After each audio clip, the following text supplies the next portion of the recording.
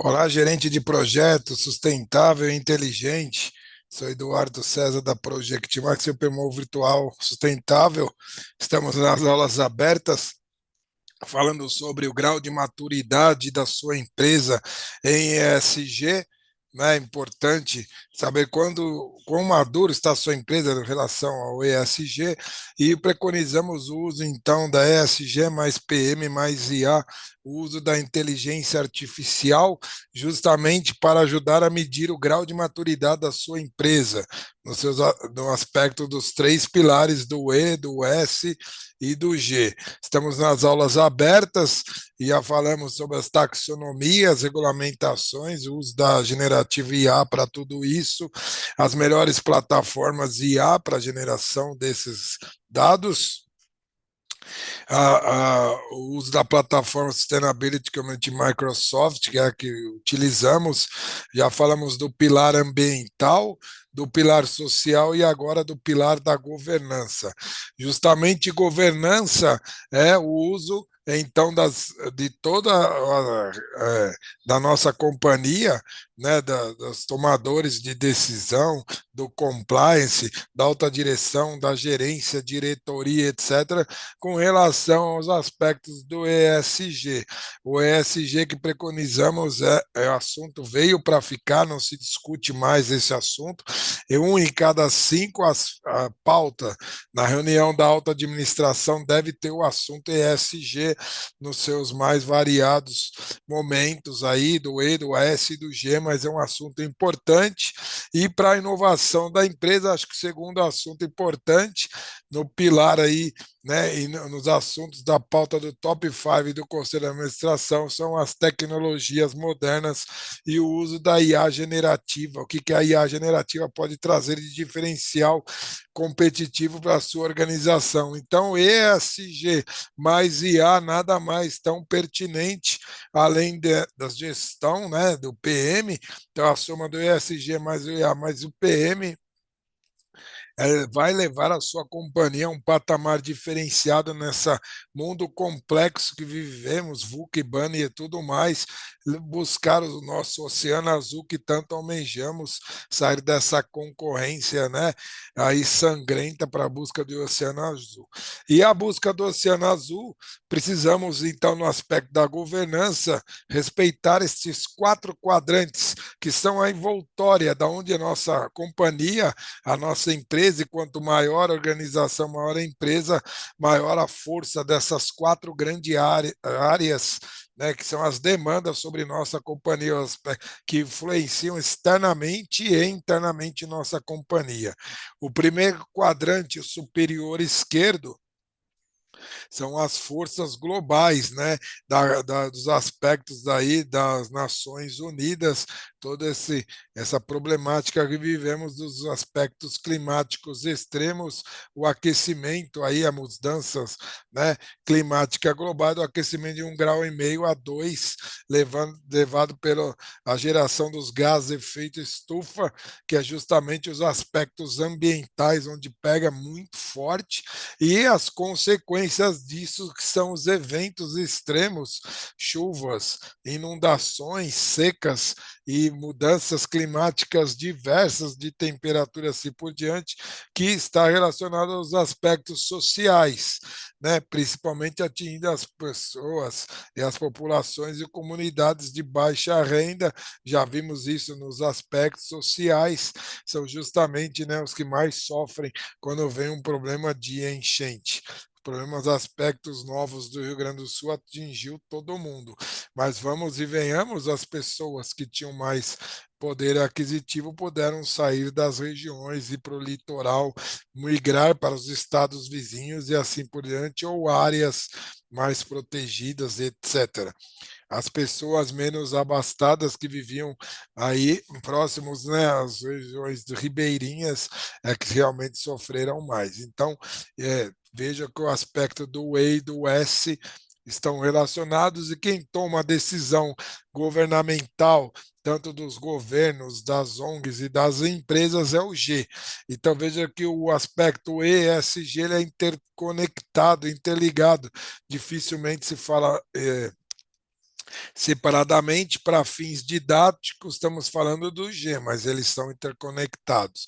Então, o quadrante número um, da onde tudo nasceu, o aspecto então vieram então do protocolo de Kyoto e do acordo de Paris de 2015, onde saíram as 17 ODS do desenvolvimento sustentável, os objetivos que é a Sustainable Development Goals, o SDGs, que são os nossos ODS.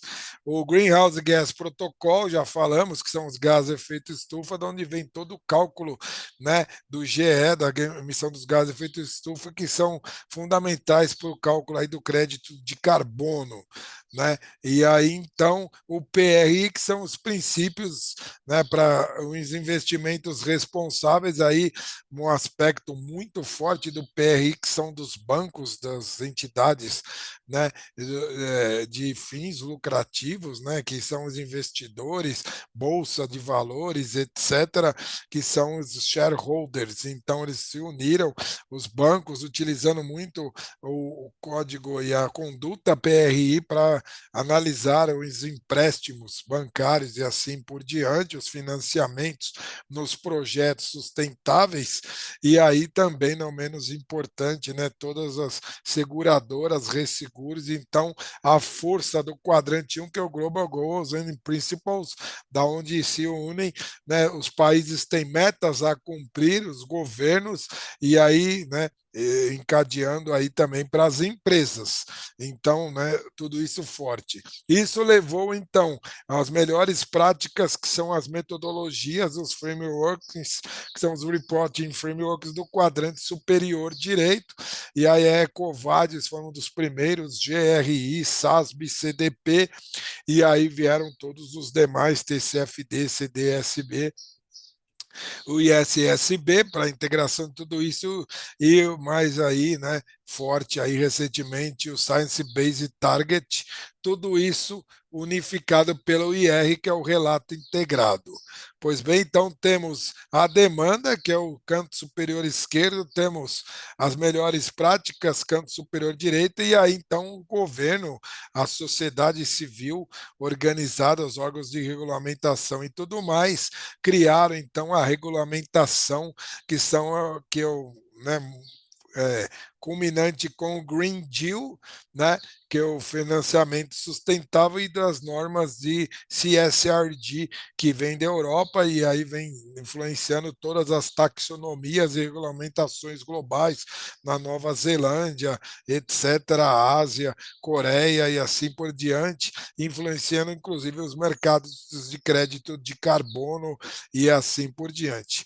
E finalmente, né, então, com aspectos de regulamentação, temos também então a força aí, né, dos mercados financeiros, o Dow Jones Sustainability Index aí, o Bloomberg Sustainalytics e todos os outros, o Sun, ISS, Ocon, MSCI, assim por diante. Então, essa sopa de letrinhas, esse quadrante é a demanda, que não para de crescer em todos os países. No Brasil, estamos aguardando aí a aprovação, né, no nosso projeto de lei do crédito de carbono, nossa PL, então também, e aí temos o IBAMA, o CONAMA, a CETESB, ou seja, a demanda é tudo isso. E como que vamos tratar tudo isso? Uma equipe enxuta de uma empresa, uma equipe ESG, conhecer tudo isso e girando, né? Fora os padrões que vamos falar aqui do ISO 20400, que tentou unificar tudo isso, né? Então é muito forte tudo isso.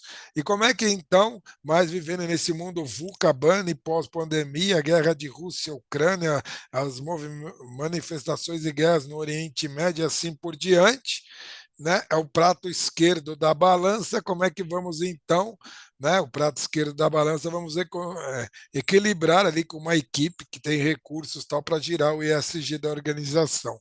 E aí sim, então, é que entra a IA generativa. Por isso que os assuntos, né, do ESG de um lado e da IA generativa são assuntos do Conselho de Administração, para que possamos viver com maestria, né, nesse mundo VUCA e tudo isso, mundo complexo, né, integrado, mercado, que precisa isso, do lado de casa, exigências, do lado de lá, tecnologia, tudo isso para equilibrarmos e sairmos à frente com uma equipe, uma empresa, um ambiente, uma cultura, um ambiente de trabalho colaborativo, né, que seja responsável a ter os melhores projetos ESG sustentáveis para levar a nossa empresa para o nosso oceano azul. A padronização também é enorme, vejam a ISO, né, de todos os lados, aumentando o pratinho, então, do lado esquerdo, um peso maior. E aí, então, como resposta, temos, então, o uso da tecnologia da informação, que no seu momento auge agora, depois do chat GPT, né, que foi lançado então pela OpenAI em 2023, muito forte então, né, as plataformas de AI, o AI, né, na sua LLM, Deep Learning aí e tudo mais, então chegando no AI generativo, que é o seu momento maior, que você consegue conversar com a máquina no LLM, mas que ele também autogenera através, né, similar aí aos pensamento neural, ele vai melhorando e cada vez mais um efeito exponencial, os AIs têm se tornado inteligentes e que poderá realmente pesar o pratinho da direita a nosso favor de ajudar os gestores ESG nas empresas. E quais são os AIs aí do ESG? Temos a Microsoft Azure, né, muito forte, justamente por usar uma plataforma Microsoft, onde estão todos, né, o Office 365, e temos o Windows 10 e 11 agora, girando tudo isso com Power BI, Excel, Project Word, PowerPoint, todo o pacote Microsoft, e ainda unido pelo Microsoft Azure, que é o AI, e aí o grande diferencial, a parceria com o Equimetrics, que a gente vai mostrar, tornando muito, né, pesado esse fornecedor. Temos o IBM Watson, né, a IBM que há muito tempo, né, grande hardware aí, né, de principalmente aspectos corporativos e aspectos industriais, então a IBM Watson grande também para plataformas robustas industriais, grandes aquisições. O Google AI, muito forte para as empresas de serviço, né? Sem dúvida nenhuma, e de mercado de criação e tudo mais que precisa disso. Temos a AWS da Amazon, com Clarity também muito forte, principalmente no mercado de varejo, os aspectos logísticos, etc. Né? Todos são muito fortes, equivalentes. Tem o Salesforce com Einstein também. Temos a Oracle, sem dúvida nenhuma, né? Com toda a sua plataforma, isso ERP girando. E temos mais específicos, temos o Green, o Fai, o Pachama, o Silvera, o Watershed, todos eles muito fortes, mas já com aspectos mais específicos da geração de crédito, carbono e assim por diante, e um mundo enorme que vieram através do chat GPT da OpenAI que abriu o mar de Moisés para a governança corporativa e o uso, né, aí então nos aspectos da empresa, principalmente no departamento de G&G, RH, assim por diante, que é o assunto desta webinar aqui aberto, número 3.1 aí da governança. Então, 3.1 da governança, aqui nós utilizamos na ESG Project Market a Microsoft Cloud, for Sustainability Community, porque trabalha o E, o S e o G, com o Microsoft Sustainability Manager já na sua versão Plus, porque está integrado também, preconizamos que a gestão de portfólio de projetos sustentáveis que temos do OnePlan, né, com o GPT Sofias, o OnePlan que utilizamos, já mostramos aulas sobre isso, então integramos tudo na família Microsoft, mas os outros são excelentes e usos específicos indicamos também.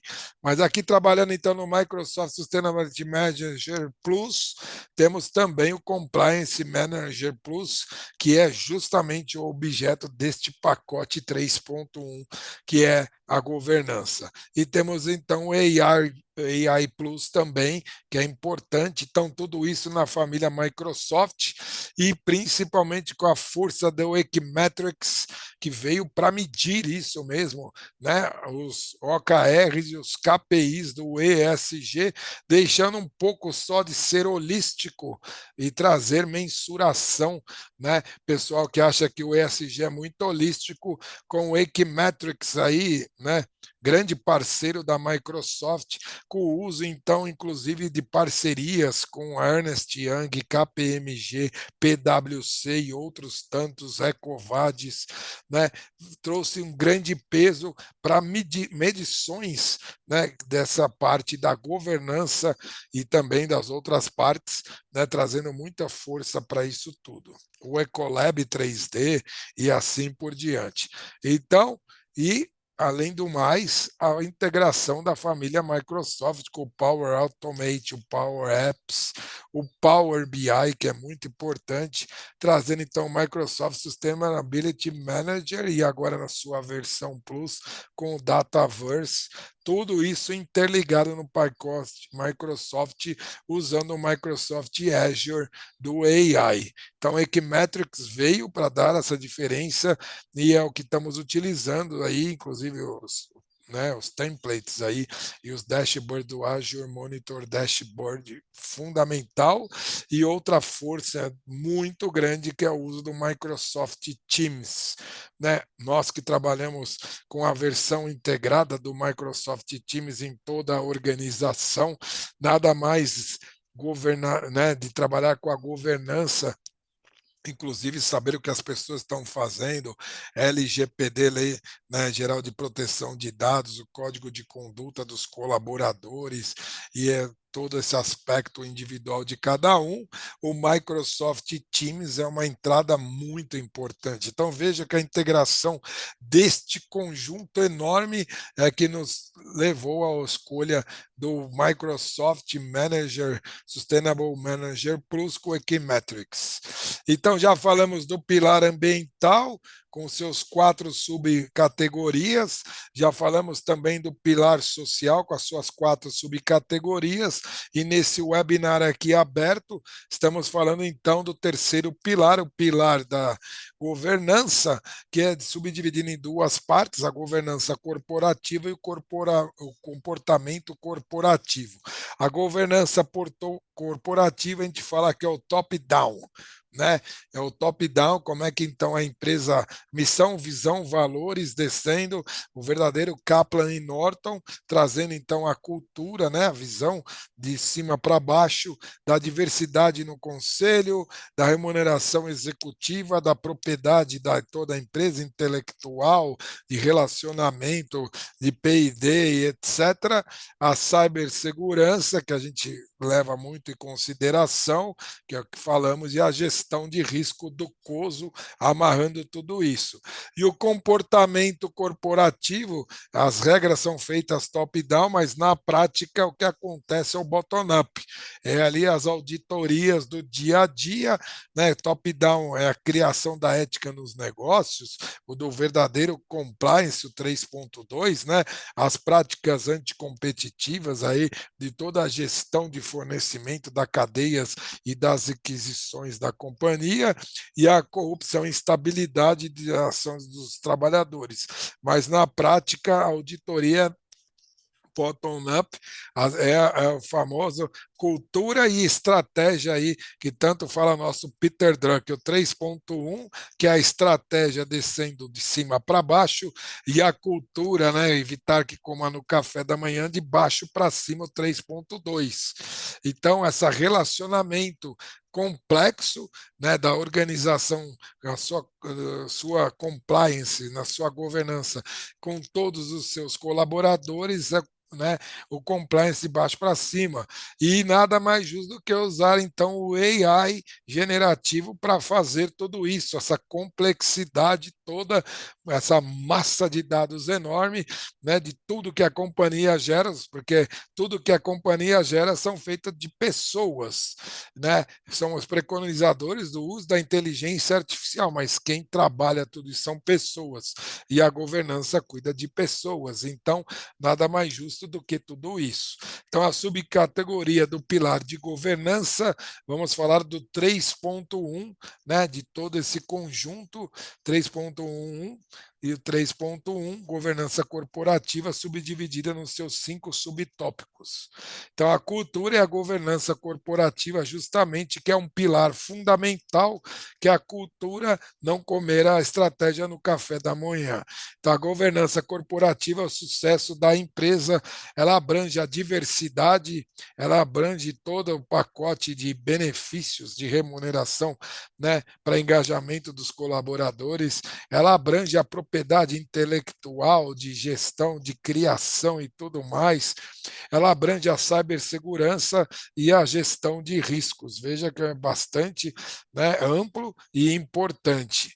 A diversidade, falamos no conselho, porque se ela tem diversidade no conselho, certamente vai ter em toda a organização.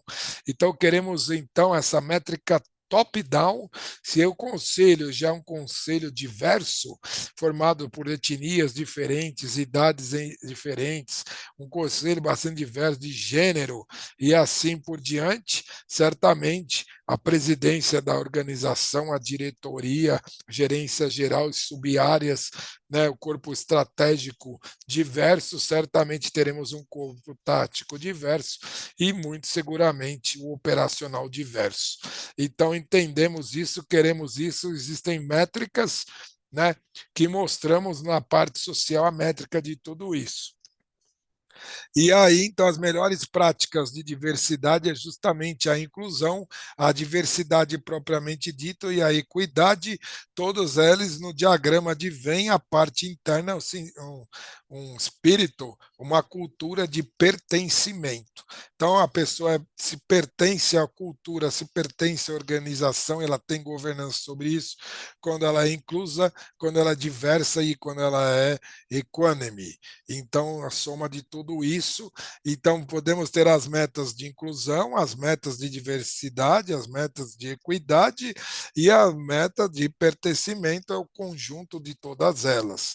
Para isso, temos que desenvolver parcerias, empresas especializadas em consultorias, em mentorias, em treinamento, desenvolvimento de pessoal e também a política de recrutamento. E aí podemos falar de uma IA generativa no processo de recrutamento, né? Cada vez mais temos plataformas, temos AI generativo e o uso da inteligência artificial no processo de recrutamento. Né? Ele tem lá nos seus sensores, consegue ver as feições da pessoa, se ela está falando a verdade ou não, mais de 6.000 pontos faciais e assim por diante. Vejam só, né, que a IA generativa utilizando no processo de recrutamento também. E aí, nas etapas finais, obviamente, né, no processo final, um processo humano, mas que você pode levar um processo de recrutamento até em até próximo ao final, né, passando por todo o funil, desde que bem orientado, bem feito por uma empresa de parceria especializada nisso, não precisa ser a sua própria empresa, claro que não, existem empresas especializadas de recrutamento aí, né, bastante renomadas no mercado que vão utilizar essas ferramentas para fazer isso e te dar para cada cargo que foi gerado, né, a descrição do cargo pela própria IA generativa, que foi ajudado para cada cargo trazer os melhores candidatos, os melhores talentos para as entrevistas finais aí físicas dos líderes. Né? A oportunidade de diversidade, então, né, da religião, idade, gênero, tipo de trabalho, força de trabalho, inclusão, até os especiais e assim por diante, faixa etária e assim, né, gênero e tudo mais. Então, sempre inovação nesse processo do uso da IA generativa. Vamos mostrar uma aula sobre como o processo da IA generativa é feito para o processo de recrutamento recrutamento e, obviamente, tudo isso do aspecto também de retenção. E aí está relacionado, então, à reputação organizacional, trazer a pessoa certa com a cultura certa para o lugar certo. Né? Isso é o alinhamento estratégico que tanto falava Kaplan e Norton relacionado à gestão de gente, gestão de pessoas, recrutamento, recursos humanos com a parte do capital humano com relacionado ao capital intelectual, capital de relacionamento, tudo isso relacionado à missão, visão e valores organizacionais. Vantagem da diversidade não é fato, 10 benefícios de ter um ambiente diverso. São muito várias perspectivas em crescimento da criatividade. Normalmente as áreas são mais inovadoras, traz melhor lucratividade, inclusive porque cria soluções inovadoras para os clientes que estão dispostos a pagar mais por ter um diferencial competitivo, um produto inovador.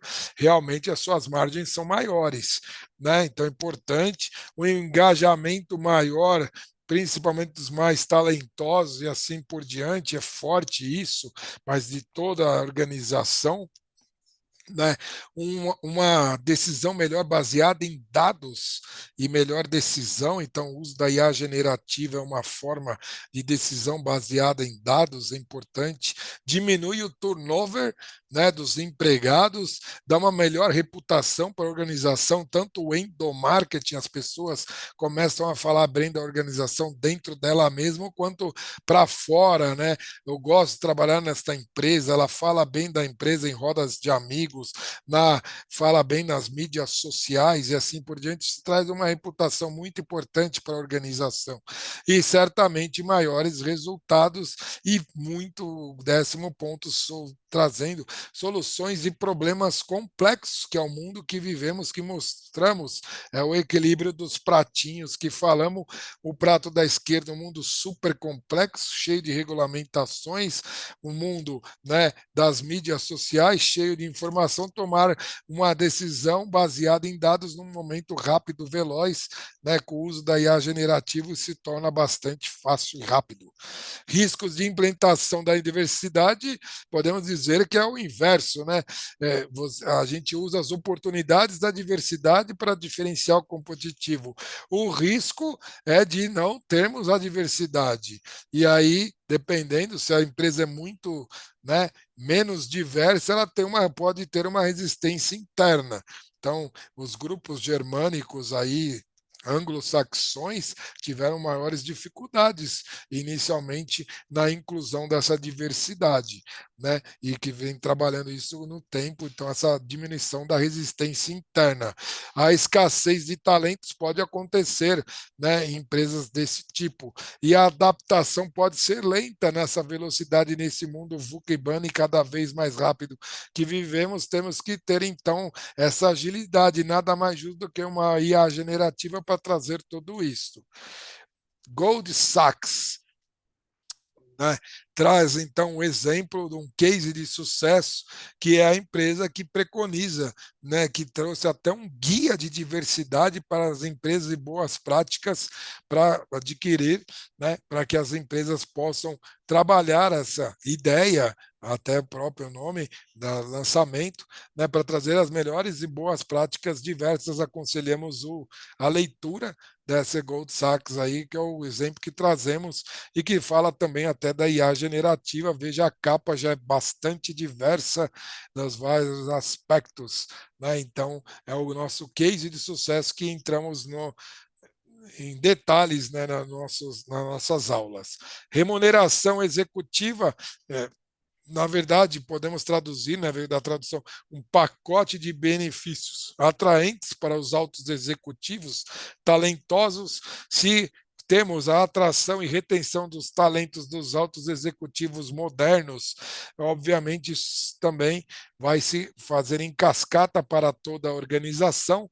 Então, certamente, né, quando a gente fala aqui é sempre do top-down, e se isso está acontecendo, vai levar certamente uma pessoa inclusa, diversa, equânime, top-down da organização, no top, no high level, no C-level, certamente ele vai preconizar que isso aconteça, essa diversidade, equidade, né, e tudo mais, em todas as, no, tanto no estratégico, tático, como operacional, o chão de fábrica da empresa. Os maiores líderes têm se tornado, né, os maiores salários aí, brincando, mas na grande verdade são os países que têm a maior mente aberta, também trazem as maiores métricas, isso em nível governamental, como isso também em nível organizacional. Veja que a postura do Brasil está ali entre o top 10 no nosso G8. Ok? As melhores práticas de remuneração, isso é muito importante, e você pode perguntar para a IA generativa se os padrões que você está adotando de transparência, equidade, vínculo com o desempenho estão adequados. Uma conversação, você pode utilizar a IA generativa do chat GPT 4.0 ou das empresas de recrutamento para ver se você está adotando as melhores práticas. Então, benchmarking hoje pode ser feita de uma maneira virtual. Veja o AI generativo mais uma vez ajudando no benchmarking da organização. E aí também no benchmarking salarial também é possível, apesar que isso é bastante variável, depende, óbvio, né, disso tudo, mas é importante, então, os benefícios podem ser perguntados. Para um cargo de C-level, de uma mineradora, etc., quais são os pacotes de benefícios que normalmente as empresas estão oferecendo? Isso pode sair lá na IA generativa e você pode, então, ter o incentivo de longo prazo, mais os bônus, a base salarial, né, e tudo mais, o regime de compensação, os benefícios, né, e a provisão, se vai ter então participação nos lucros, nas ações, assim por diante, e aí então é importante. Vantagens, a remuneração adequada, sem dúvida nenhuma, não precisa nem dizer que você vai atrair e reter os talentos, tanto a curto, médio, mas principalmente a longo prazo. Isso é a força da empresa, por isso uma governança forte com o uso da IA generativa, né? Os riscos, justamente o inverso. Tudo isso que se você não estiver fazendo tudo isso, uso da IA generativo para tudo isso, você pode gerar descontentamento, desalinhamento e curto prazismo dos executivos, dos C-levels e dos tomadores de decisão. Sua taxa de turnover vai ser alta, um entra e sai danado na sua organização. Isso leva a custos, sem dúvida nenhuma, fora um desalinhamento, a pessoa não está aculturada à sua empresa, e aí vai criar os demais que ficaram um clima de descontentamento, e isso vai somando e vai transformando-se na cultura da sua organização, que vai comer no café da manhã toda a sua estratégia. Então é importante. Temos um caso no nosso curso, que é o caso de sucesso da Unilever, que leva então, né, os melhores desempenhos, né, do top-down, aí os 5 maiores áreas do ESG dos colaboradores, eles entram nos aspectos de remuneração e de metas OKRs e, né, e KPIs dos tomadores de decisão, tem metas de desempenho ESG. Isso impacta, então, isso é importante, importantíssimo, para que então as pessoas, além de ter a cultura organizacional, tudo também impacta na sua remuneração, o cumprimento de suas metas pessoais, metas de grupo, sempre criem metas pessoais e metas de grupos e metas antagônicas, porque se a pessoa só pensa nela, vai ter certamente uma outra área que vai ser prejudicada pelos pensamentos individuais do grupo.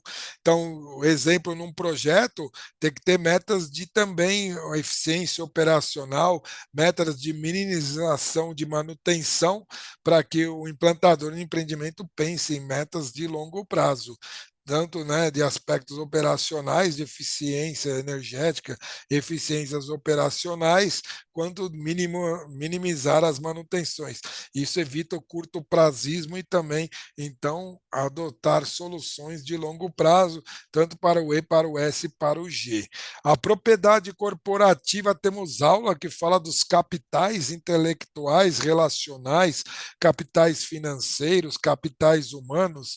Nada melhor do que isso para colocar como exemplo que para a criação de valor em toda a cadeia logística, os capitais da empresa, né? Os capitais financeiros de manufatura, o capital intelectual, o capital humano, social de relacionamentos e o capital natural, né? Então vejo que extrapola muito além dos ativos que a empresa tem, tudo isso com um desenvolvimento sustentável de todos os seus 6 capitais da organização, muito importante mais a toda a parte externa do relacionamento e num continuous improvement, sempre melhorando tudo isso.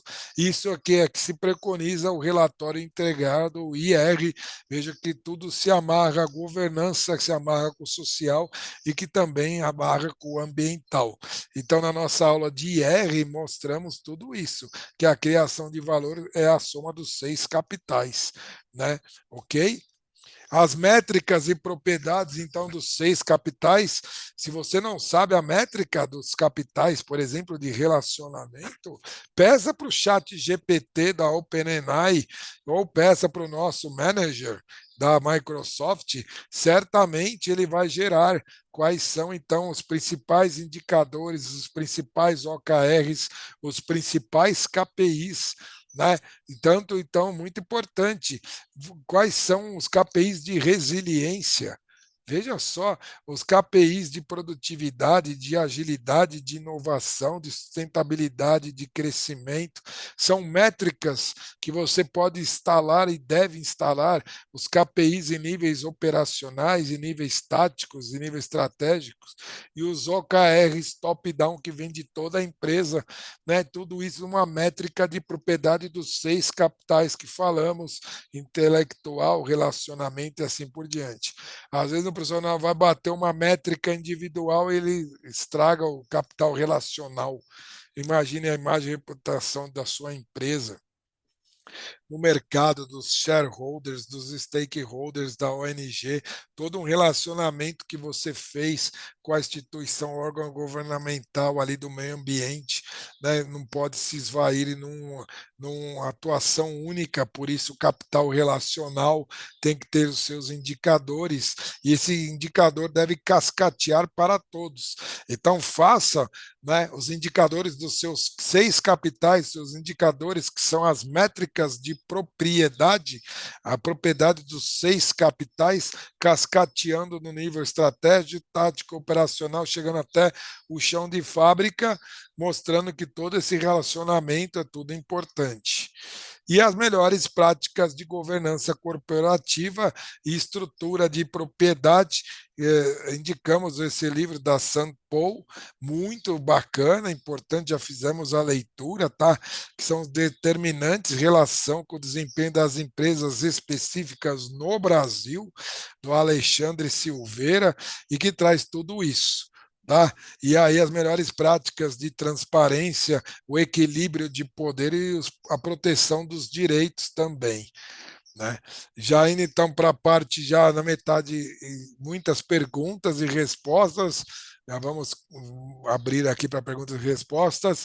Oportunidades na estrutura da propriedade, isso então a estrutura, seja ela matricial, seja ela projetizada, unidade de negócios, ainda em consórcio, em joint venture e representantes e assim por diante, é importante a estrutura da propriedade em tudo isso, o ambiente de confiança, né, que trabalhamos aí, da interdependência, da transparência, do ambiente colaborativo, e aí une-se ao S, vê que o E e o S são intercomuns aí, toda a parte de governança, de compliance, de auditoria, tudo isso, e de um clima de engajamento, principalmente dos minoritários, né? E vejo que aqui fala do engajamento até no nível de C-level, que os minoritários ali, dos acionistas, também devem ter um nível de engajamento e também né, palavra aí no conselho.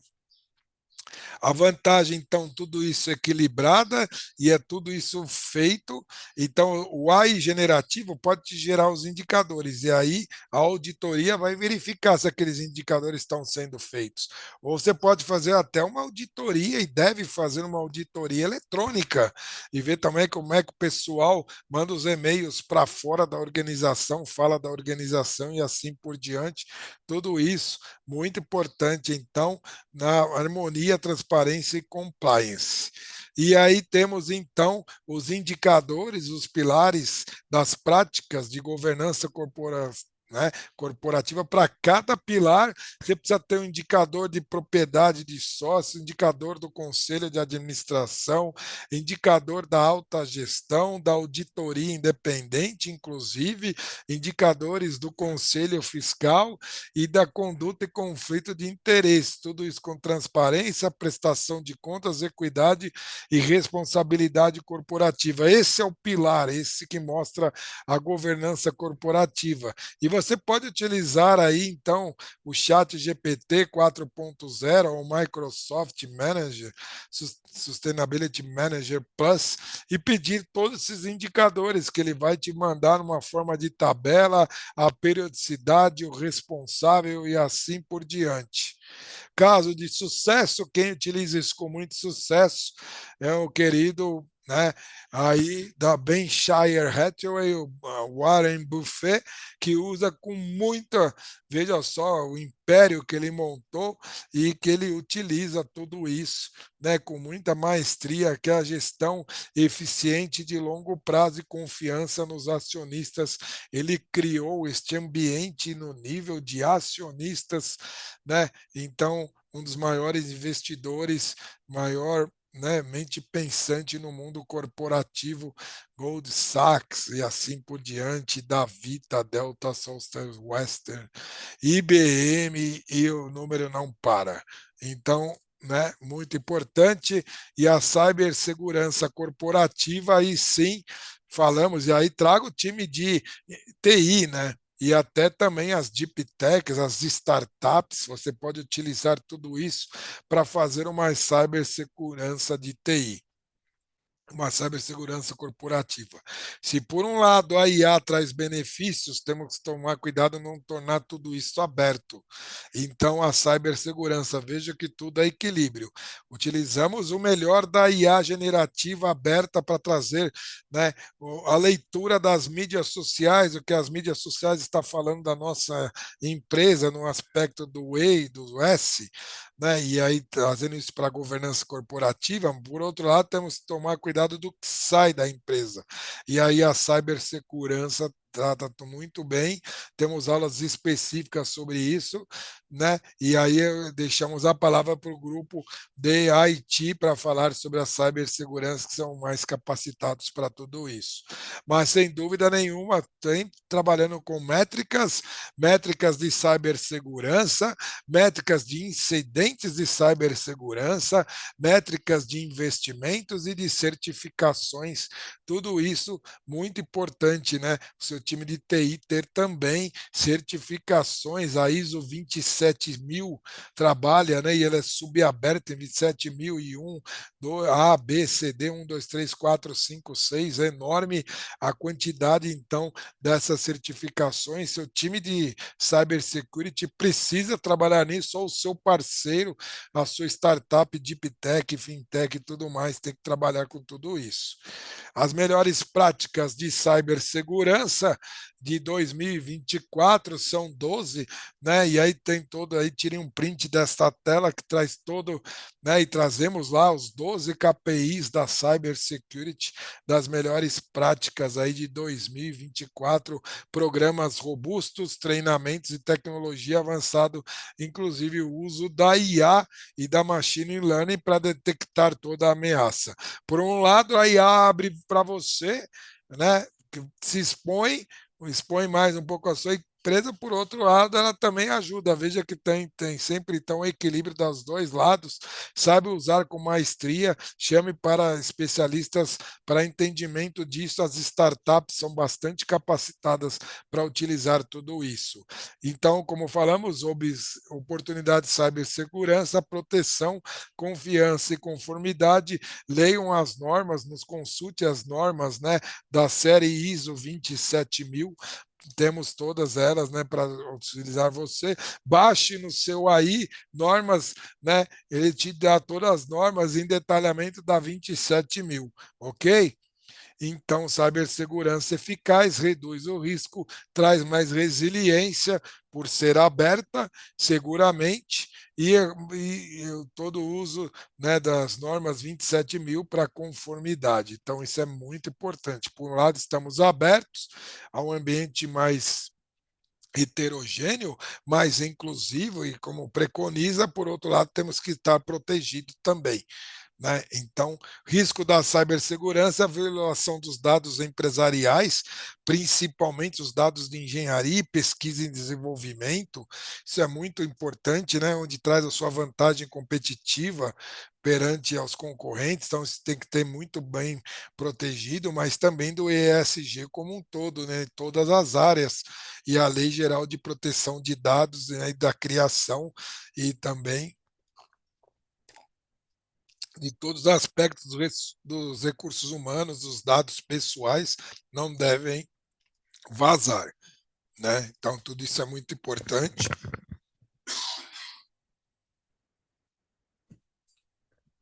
Desculpem, na continuidade, impacto operacional e evolução das ameaças. O case de sucesso não podia ser diferente, veja que somos abertos, né? A nossa plataforma é Microsoft, mas o grande case de sucesso é da IBM. Por isso que a gente falou que todos aqueles, né, aí são muito importantes, cada um tem o seu peso.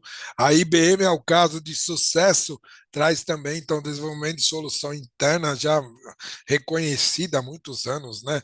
Essa empresa enorme aí dos mainframes e assim por diante, que também trabalhou na área de serviços e aí grande, né? Capacidade de treinamento contínuo enorme e de resultados. A IBM, né? Conhecemos muitos profissionais que trabalham nessa empresa, empresa de, como é que falam, né? Pessoal já de cabeça branca, mas com mente jovem, né? Muitos, né, pessoal sênior da IBM tem mente mais aberta do que muitos jovens aí, vice-versa. Então, né, eles trabalham muito essa cultura da inovação. Gestão de riscos corporativos para fechar, até o Lupus é um dos exemplos importantes que tem esse Enterprise de Risk Management aí, trazemos como uma outra exemplo, que trabalham muito bem, mas aí são as normas do COSO, né, que isso traz, leiam as normas do COSO, tem uma aula só que fala sobre isso, importante também, aumentando a resiliência da organização, incluir os riscos, e aí riscos nas suas mais variadas formas, riscos financeiros, sem dúvida nenhuma, riscos operacionais, ambientais, riscos de governança. Então, os riscos, né, tanto internos quanto externos, riscos reputacionais, riscos de imagem, isso conta demais. Informações que vazaram, né, levaram a riscos reputacionais, né, e também não esquecer de toda a cadeia de suprimentos, né, isso é importante. As métricas de risco, pode perguntar aí para o Sustainability Manager da Microsoft Plus, ele vai te dar as métricas. Quais são as métricas, né, com relação a tudo isso? E mais uma vez, olha lá o framework aquoso e a ISO 31000 consulte, peça assim, por favor, me dê as métricas corporativas tal da minha unidade que fabrica tal, faz um prompt bem especial, vamos mostrar como fazer isso, utilizando as melhores práticas tal e regras e frameworks do COSO e também da ISO 31000. Ele vai te dar todos os KPIs, responsabilidade, métricas, periodicidade de auditoria e tudo mais, isso é muito importante. Como falamos, como resultado final vai dar, então, os KPIs de cada área, vamos trazer tudo isso, né, das mais diferentes formas e finalmente vamos levar para a nossa matriz de riscos globais da empresa, ou o nosso grau de maturidade que a empresa, né? Quem tem muita maturidade normalmente tem menos risco e assim por diante. Então você pode olhar dos dois aspectos, o copo meio cheio, meio vazio. Se você é muito maduro, o seu risco é menor. Se você tem muito risco, certamente o seu grau de maturidade ESG é maior, menor. Então a gente sai do modelo em espiral, sai, né, ali uma nota de 0 a 10 em todas as 54 áreas envolvidas nos três pilares do ESG. Então temos 54 indicadores macro chaves que são usados na prática e são todos mensurados e dados pelo AI generativo. E aí então esses 54 indicadores serão mensurados, medidos e testados periodicamente e ver se você está aumentando ou diminuindo o seu grau de maturidade. Quanto menor o seu grau de maturidade, menor, ou no aspecto inverso, o seu risco é maior. Quanto maior o seu grau de maturidade, menor é o seu risco. O risco é a área, né? Podemos dizer que o risco indiretamente é a área que fica entre a circunferência maior externo e os seus limites, o boundaries verde ali, por exemplo, a área do risco é o que sobra. Quanto maior o seu nível de maturidade, menor é a área de risco. Quanto menor o seu nível de maturidade, se aproximando do núcleo, onde está o símbolo da Project Market ESG, a área de risco é maior, seu grau de maturidade é menor. É simples de ver. E aí temos o E, o S e o G dividido, né? Então, isso, e a gente faz periodicamente com o uso da IA generativa. Você pode semanalmente verificar isso. Operacionalmente falando, podemos fazer taticamente falando, mensal, e estrategicamente utilizar o mesmo olho aí, né? O olho que tudo vê da ESG Project Map para trimestral para os OKRs, por exemplo, da sua organização, da sua unidade, do seu negócio.